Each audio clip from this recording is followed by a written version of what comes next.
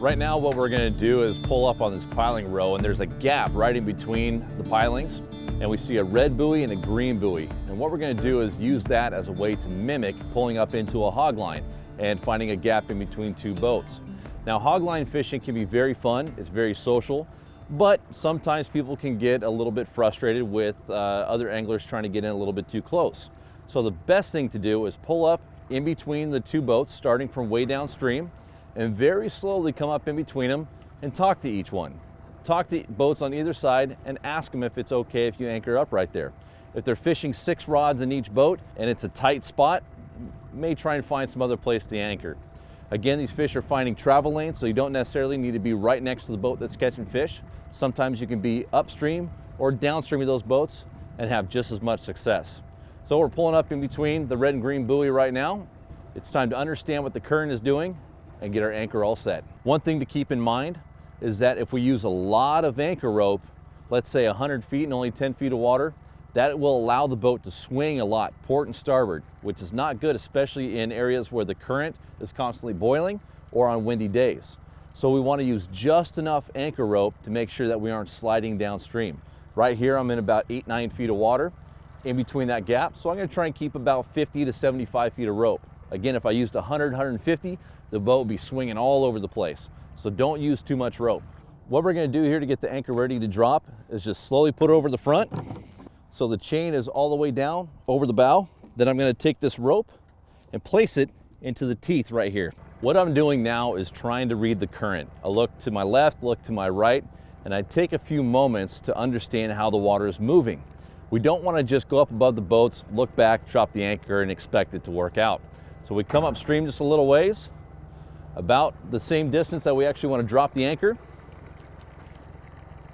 Look at the current, and it looks like I have a little cross current coming from left to right. So what I'm going to do is position the boat a little bit to the right of my starboard boat and slide in place here.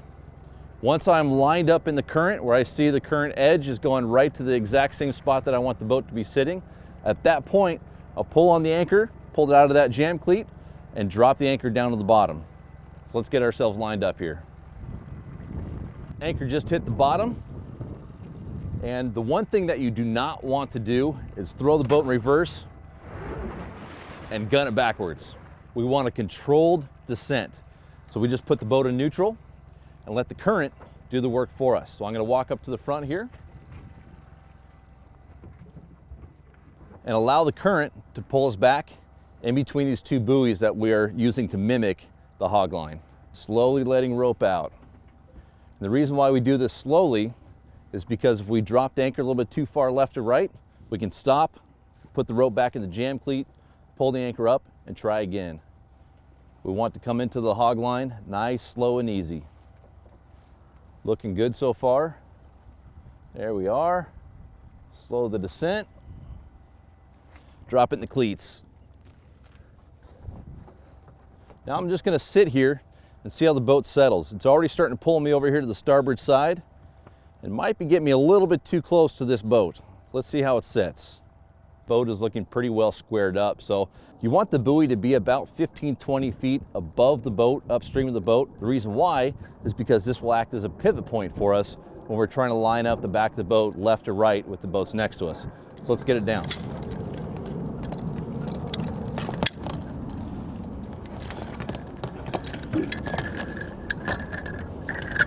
There we go. Let's go ahead and send it over to the side. Our anchor is set right now, and it looks like I'm way too close to what we're using as our boat over here to this red buoy. I've gotten too close to him, so now we need to talk about how to shift the boat over. The first is by using the motors themselves. So I'm going to drop my kicker motor in the water, and by using the kicker motor as well as your main motor, if it's a prop, you have 2 rudders. What I'm going to do is I'm going to put them both into reverse. What that does is it locks the prop into place and creates drag. Now I want to move the back of the boat away from this boat over here to my right. So I'm going to push the motors so that the rudders will create that drag and pull me away. And you can see it's slowly starting to pull me away here from this red buoy over here to my right. We've kicked our motors over to swing the back of the boat away from our neighbor over here, but now we need to get the bow of the boat away from him as well. Square the boat up so our lines can fish straight. So what we're gonna do is use these bow chocks. These are a great tool for us when we're anchoring. So I wanna move the bow over to the left, towards the port. So I'm gonna take the rope, I'm gonna put it on one of these chocks over here on the right-hand side. That will change the angle going down to the anchor rope and swing the boat over to the left. So I'll put it here on the second one, put it back in place. See how the bow of the boat's starting to swing over to the side? Not quite far enough yet, so let's bring it over a couple more. Bring it all the way over here to this far one. There we go. Let's see how the boat lines up now. Starting to come around. Bow's coming over. Looking pretty good. So let's head on back to the back of the boat and check the distance between our two neighbors here. We're looking pretty squared up and centered right here in the hole, but we're going to talk about another tool that everybody should have while anchoring. It's a drift sock. Using a drift sock can be very helpful when the wind is gusting or as the currents change. So this drift sock, what it's designed to do is just create drag.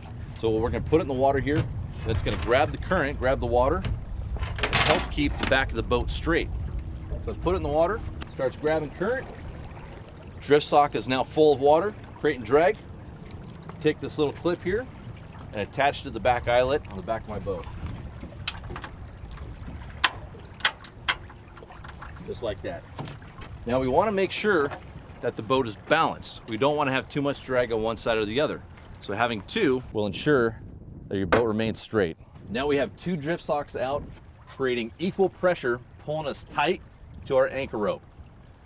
And it looks like we're sitting perfectly centered. Now, if we need to adjust left or right as currents change, the tide changes, or as the wind picks up, we can just use our motors or the bow chocks. The boat's squared up in the hole, so now let's get our anchor rope bag ready for the release for when we hook a fish. So I'm going to take up all the excess rope, put it in the bag, seal it up good and tight. Then with this cord here coming off the rope bag, I'm going to tie just a couple of quick half hitches around the main rope. And what this does is ensures that no rope comes out of the bag.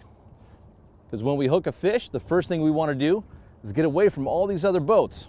So you hook up, pull back on the teeth, toss the rope in the bag and the buoy, and float away from all the other boats.